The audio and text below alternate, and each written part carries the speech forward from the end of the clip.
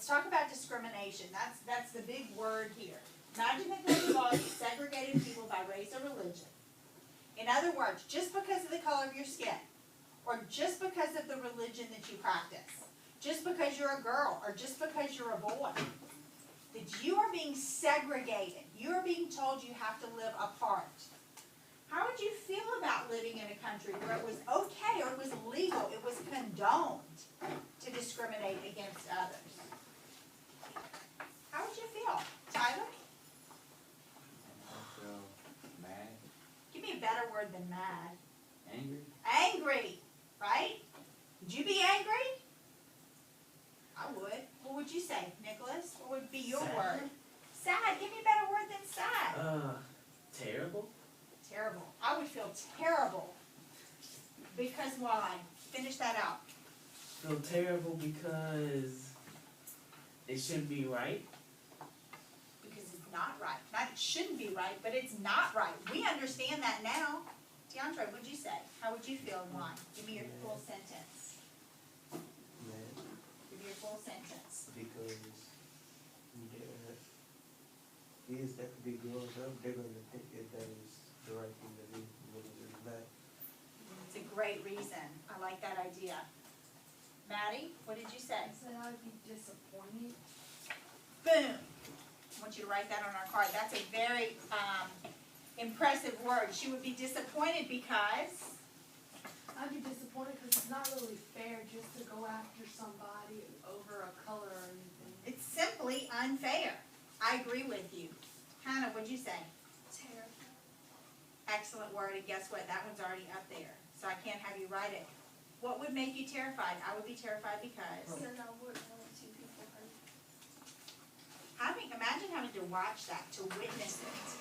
Thaddeus, what was your word? Why you go back there and Afraid. staple it? I would be afraid. I don't think we have that one back there. That's a good one to add. Why would you be afraid, Thaddeus? Because innocent people die for no reason. Boom. I think what you just said, innocent people are going to die for no reason. That word innocent,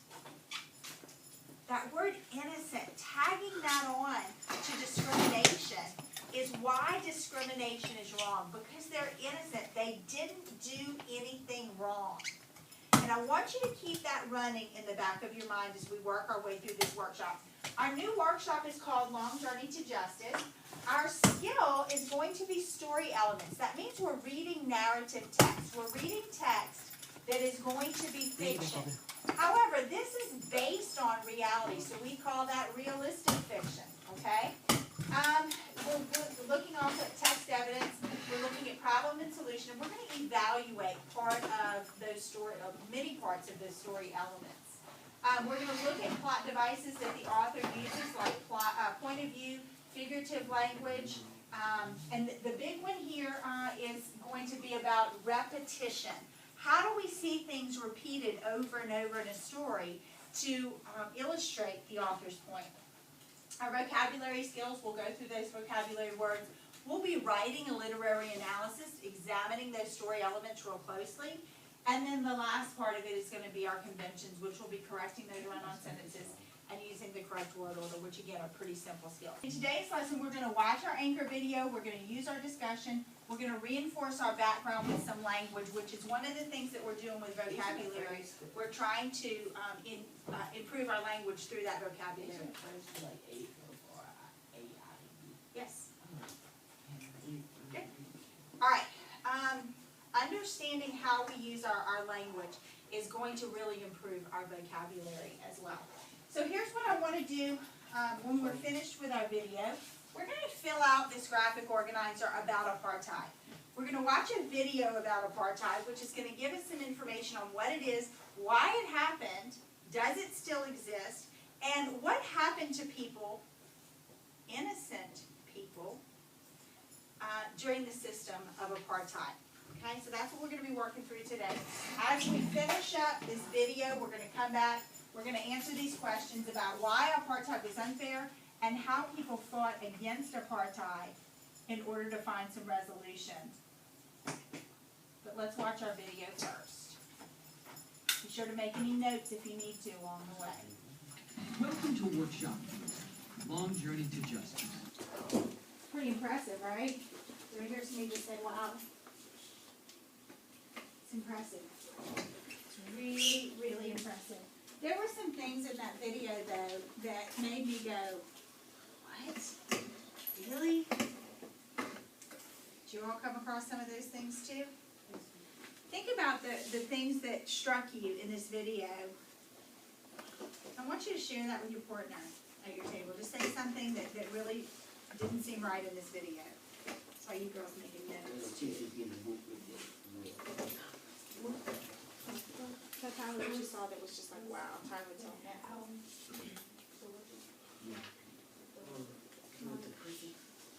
Who? Good. Okay, so what you went to prison for? For trying to free people.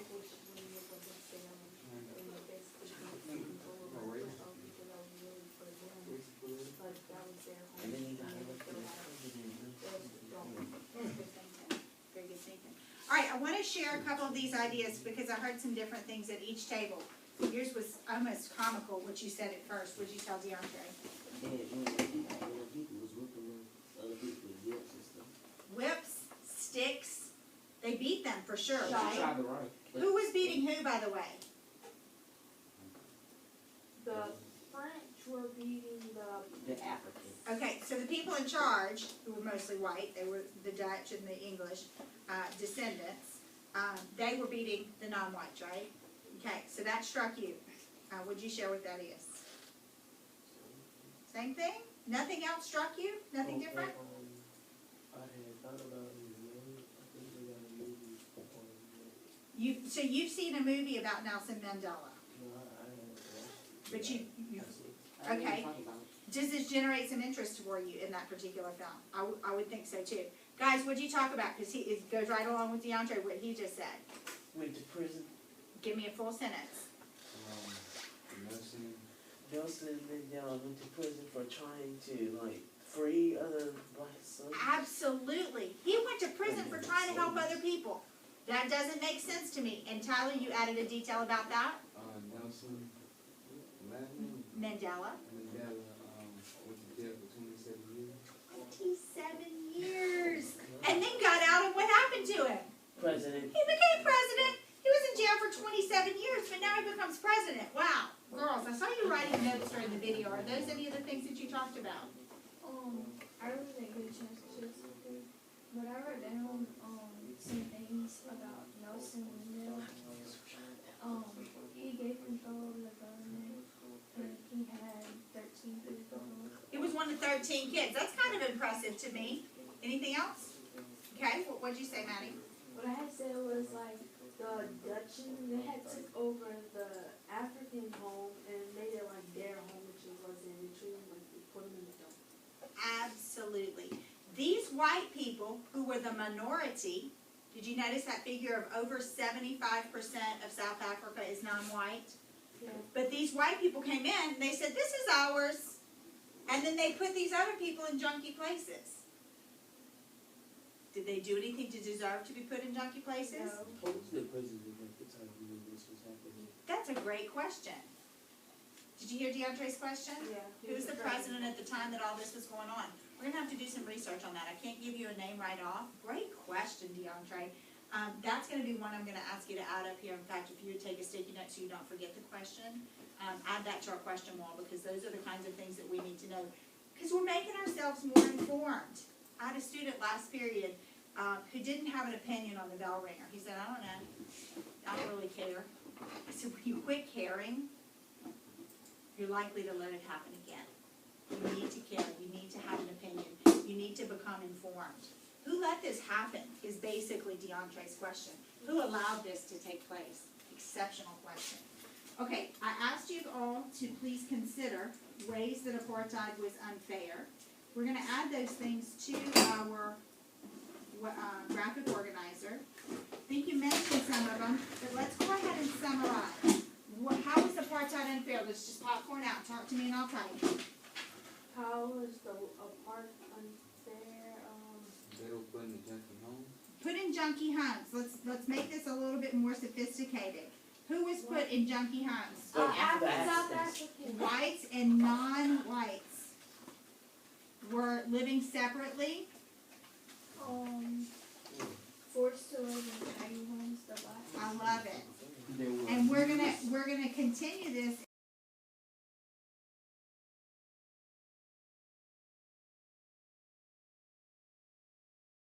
Setting your purpose for reading. Think about apartheid that we talked about yesterday. You know you're getting ready to read Diamond Land. You know this story is about a guy who needs to go earn some money to find his bride, pay his bride price. So you're writing a question on your sticky note, putting it up on the front, please. I already included yours from yesterday, don't you?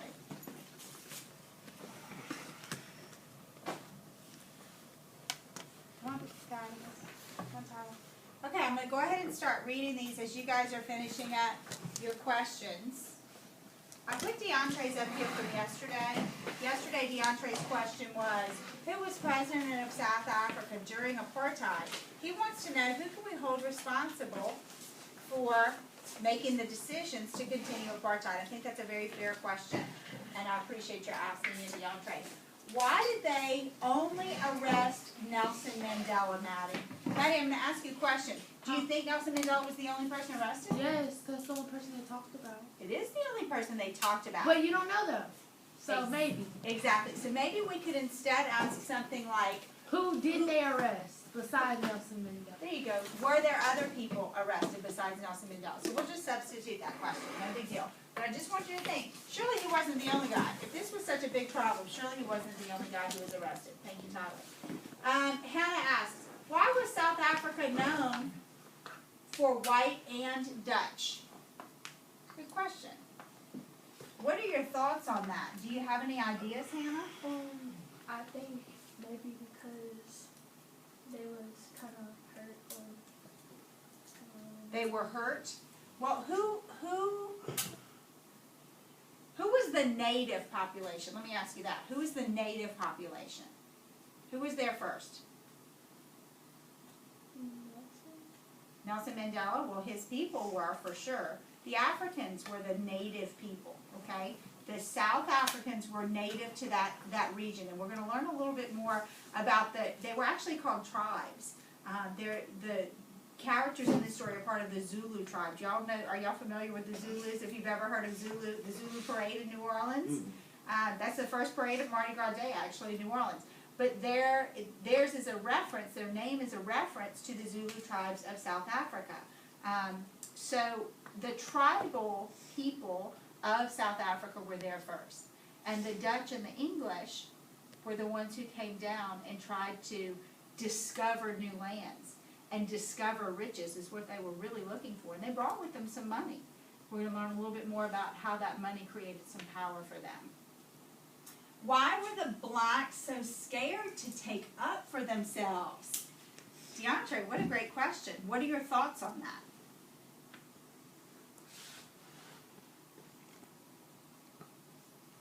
Any reason why someone might be afraid to take up for themselves? Because they might get killed or something. That would scare me. Think about a bully treating someone poorly. Would you be reluctant to go against that bully? You would? And DeAndre, you're a big kid. You're somebody who pretty much, you take up for yourself pretty well. What would make you reluctant to take up for yourself against a bully? Anger. Whose anger? Why would your anger make you reluctant to take up for yourself against a bully? Not an interesting question. Is a bully. Because he's a bully. Because he's trying to egg you on. You would be afraid to get in trouble maybe on the return side? Okay, what are your thoughts on Also, that? you might get tired of them. Getting tired of this. I'm not going to spend my time. I'm not going to waste my time on this. Maybe you'd think that, Hannah. It just might make you more frustrated. Perhaps the non-whites just got more and more and more and more frustrated trying to go up against the system of apartheid like we talked about yesterday. This was systemic. This was not something that was blank and all of a sudden. No name on this, but I recognize the writing, Thaddeus. What did the non-whites use to get the diamonds and find the diamonds? Great question, and I think we'll answer that in our reading. Apartheid in South Africa. Why are the people getting shot for no reason? It's a good question. Hopefully we can find a little bit more about that systemic practice. I'm not so sure that shooting was the immediate response. What did we see a lot of in the video? Beatings, whippings. We're going to read a text 3 times to develop fluency and support our comprehension. This is the beginning stage of our reading, and as we progress through the rest of the unit, we'll continue to make sure that our fluency gets in place. 2 big comprehension focuses. The first one is story elements. Y'all have been doing story elements since the very beginning of 1st grade. Who's in the story? The characters. Where does the story take place? The setting. What are the events? That's the plot. And then what's the author's message to us? That's the theme. So those are the story elements that we'll be covering. Character, setting, plot, and theme. We'll also delve into some things a little bit deeper with those story elements. But the critical reading focus. Remember workshop 1, we started with analyzing, looking closely at the text. The second piece was synthesizing, bringing those ideas together. Here's our 3rd comprehension focus, which is evaluating. I want us to make some judgments about the text. This is where your thinking is going to come into play. And I see some of that evaluation in your questions already. You're trying to make sense of it. DeAndre's trying to figure out who's responsible for this. Y'all are trying to figure out, how do these people cope with this system? You're already trying to make some judgments, and that's a great, strong reading skill. Take your highlighter as you are reading. If you encounter a difficult word, just highlight it. Don't spend time on it. Again, proper nouns, put those aside. Those are not going to be challenging. They may be challenging, but they don't need to consume your time. Page 67.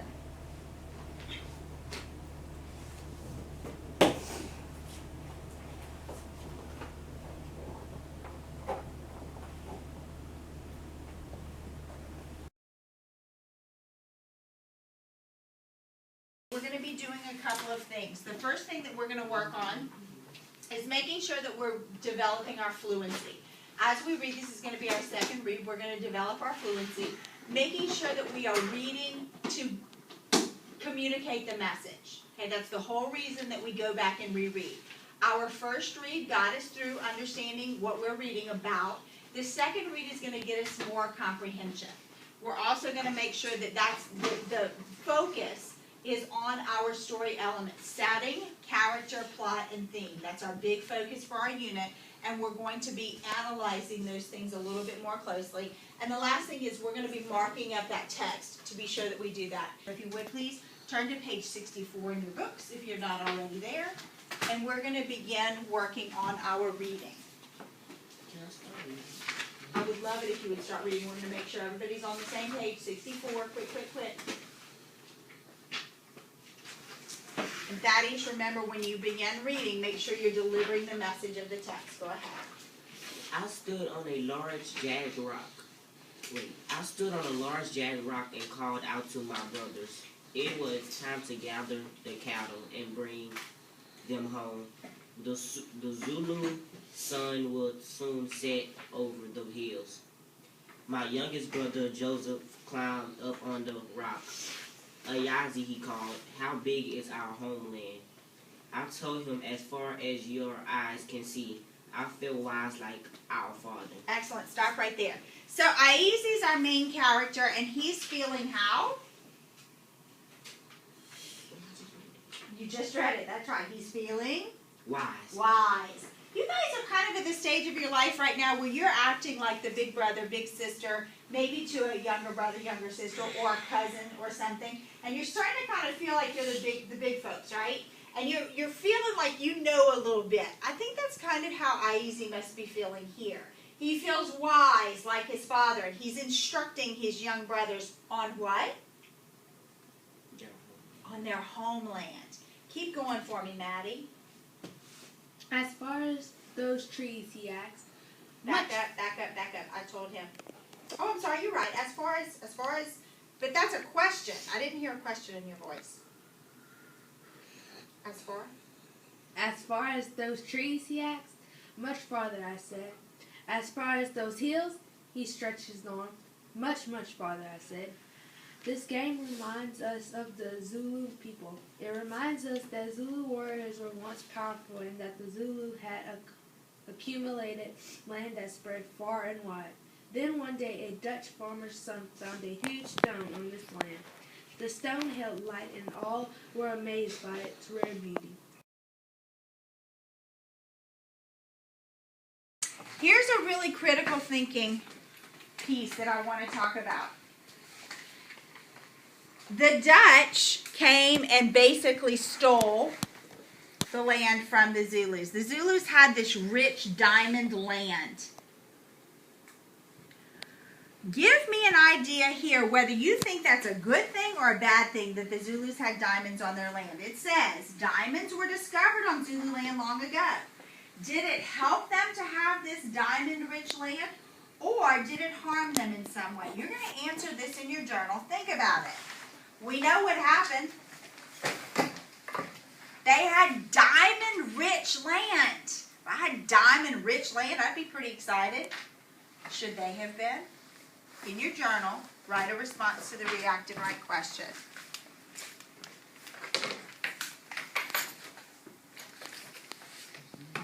Some details that explain. Tyler, why do you believe it helped the Zulus to have diamonds on their land?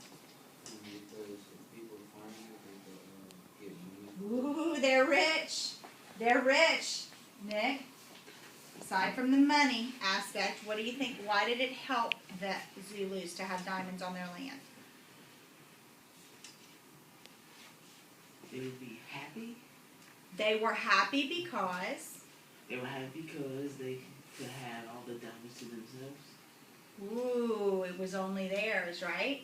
I agree with you. It was only theirs. Go ahead, Nick. Thaddeus. I think this hurt them because I don't think they got anything from finding these diamonds. So they had them, but they didn't get rich off of them, did they? They did not end up getting rich off of them. Hannah, what do you say? I said it helped them because it was a good thing that it was harmful. This was because of the money so that they wouldn't suffer and they could survive. She's got the money aspect like you, Tyler. She says they've got the money and now they're able to survive. Maddie? I said the diamonds discovered on Zulu's land a long time ago harmed the Zulu people because after the diamonds were discovered, the Dutch and British pushed the Zulus out of their homeland. Oh boy. I think Maddie summed it up very, very nicely for us. Yes, it was a good thing. They had this valuable stuff. They had this really, really rich resource. But it didn't end up being theirs. Thaddeus mentioned it, but Maddie brings it all together. They had it, but then they lost it, and they got shoved away from that land. So let's go over to page 65, and let's discuss these story elements. We have setting, character, plot, and theme. The setting is where and when the story takes place. Now, Rita Williams Garcia puts in our head what the setting is. She gives us a description of this pasture. Go into your text, and I want you to find at least 2 examples of what this pasture is like. Just circle 2 ways that you could describe the pasture from page 64. Highlight, please. You can circle it with your highlighter, but just make sure you circle it.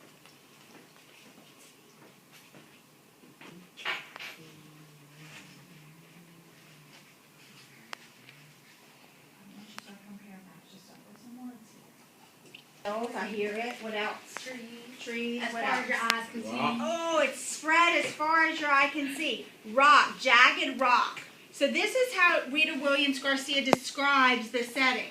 This is very different than what we saw in the video. We saw in the video these fenced-in shanty towns.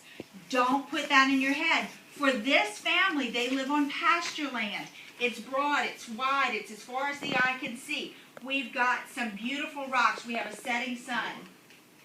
So now let's talk about the character. We have the main character, Aizi, big brother. He's got Thule, he's got Joseph, his younger brothers. He's starting to become a man. We know he's getting ready to be married. But he sees this bull. the bull that he was going to give to his new bride. How does he feel when he sees the bull? Look at those adjectives and see if you can describe it. I want you to come up with a reason that he feels this way. Ooh, good.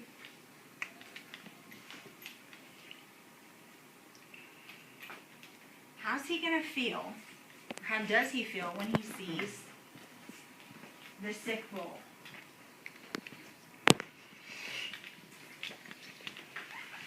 Let me see. How does he feel when he sees that sick bull?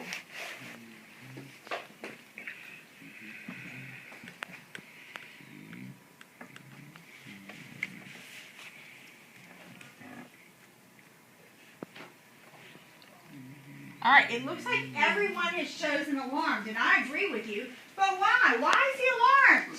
Because he was supposed to give that bull to Zinzi's family. Yeah. And he was also alarmed because he didn't know that the bull was gonna get sick. He had no idea. How long was it going to be before he gave it to Zinzi into the family? 2 years. 2 years. They were fattening this bull up. They were getting this bull ready, but now he's alarmed.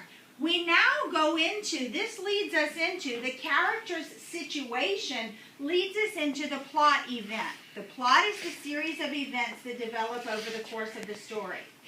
We now have a problem. We realize he's alarmed, but now what problem does this present for the plot? I want you to critically think about this. Why is he alarmed? What problem does this create for the family? Give a quick answer here and let's see what you come up with. Why is the sick bull causing a problem for Isaac and his family?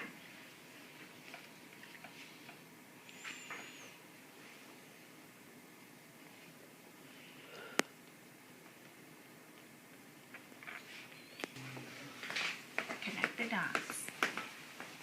Sick bull, no bull.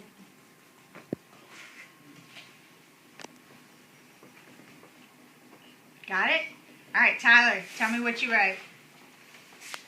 The problem that caused Isaac and his family, he was supposed to give it to his bride, was defeated, But he died. and so keep going. And so he had an illness. So because the bull was ill, we have to put it down. But now what's the problem? I want you to finish out that thought. Yes, he has a sick bull. Yes, he can't. He has to put the bull down. But now, what problem does that present for Iezi and his family? Go ahead, Nicholas. The sick bull is causing a problem because the bull is supposed to be a gift for Zinzi. Mm-hmm. And now, It's dead. and so, And so he can't give it to her. thank you. He has nothing to offer to this bride's family. Did you have something along the same lines, Maddie? Yeah, but also I had added that the problem the bull caused for the family is that they have to see if any of the other bulls is sick to find one to give to the family to replace that one. Okay, so now they have to find a replacement. Does anyone see an even larger problem here? They're losing their food. Not only their food, Their money. their Yeah. money, their herd. There's the potential that they could lose the entire herd here, which presents an even larger problem. Not just the fact that they don't have anything for Zinzi and her family, but perhaps we could even take it a step further, Maddie, For them. Like for that. For anybody. Or for anybody. If perhaps this is going to affect the whole entire people that they sell to and so forth. So I mean, this can multiply or snowball. Go ahead.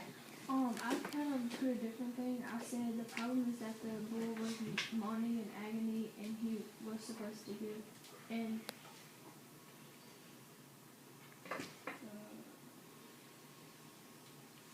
whoever was supposed to give it to the bride. I don't know who it was. Zinzi. Iezi was going to give it to Zinzi. Excellent.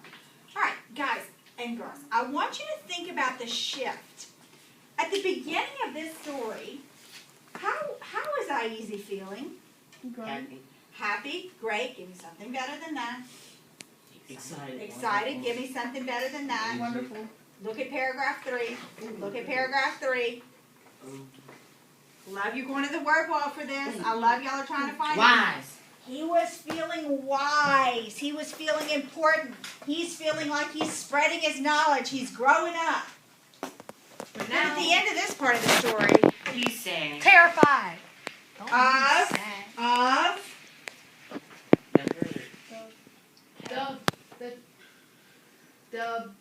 The cow. Because he couldn't Give give it to me his Zen. bride. he's terrified that he can't give it to his bride.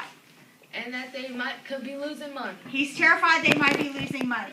Do you see the shift that this author has brought? She's given us, first of all, this promise, this excitement. But now we're shifting. We had the shift with the land, that the land is no longer Zulu land. It's being claimed by the Dutch, and it's being mined of what should have been their riches. They were supposed to have all this good stuff, and now it's gone, or it's seemingly gone. Here's Aizi and his family. They were supposed to have all this good stuff. Aizi was supposed to have this fat bull that they were going to gift to Zinzi's family, and now it's gone. Who knows what's coming next? Rita Williams Garcia, our author, is changing our mind, and she's doing something called foreshadowing. She's changing the situation of the family and of the main character on purpose. She's giving us a sense that something is coming. It's called foreshadowing. And if you look at the bottom of your page where it talks about this as a plot device, this is something that authors use, and it helps them to develop their craft, to develop the structure of the story, and it hints at what's going to happen later on. At the start of the story, he's got that idea that things are great, but now he discovers that the bull is sick. What does this give us an idea about? The author's foreshadowing leads me to believe. Finish it out. And we're going to stick it on the white poster in the front. And as you're doing that, I'm going to come and see. The author's foreshadowing leads me to believe.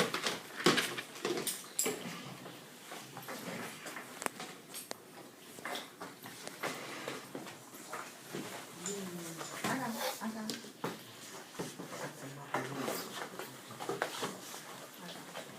You do it right. Foreshadowing leads me to believe.